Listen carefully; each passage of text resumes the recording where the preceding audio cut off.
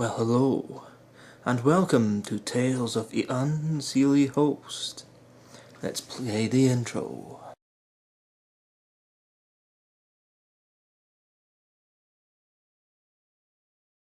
It's a fucking intro. It's a fucking intro.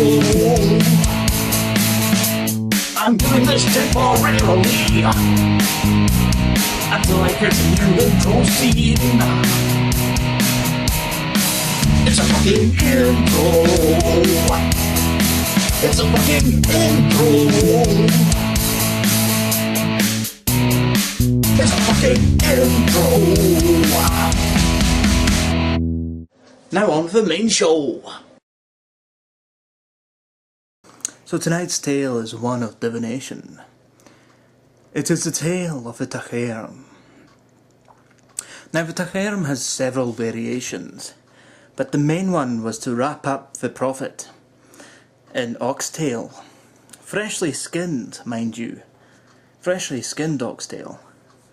And covered in this oxtail, fully covered so we can't see, can't smell, because all you can smell is the blood of the oxtail. They are placed underneath a waterfall.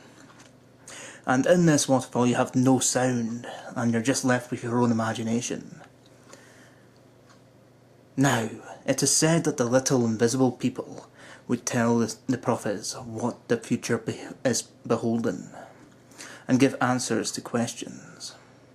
Now, there's actually a darker side to the Taghairm. That's right.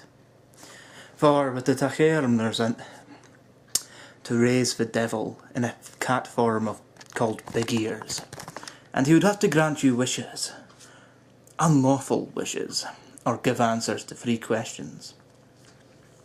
To raise this Big Ears and for divination, you ask? Well, that would involve burning a cat alive, one after the other for 7 days, without touching any food in the meantime.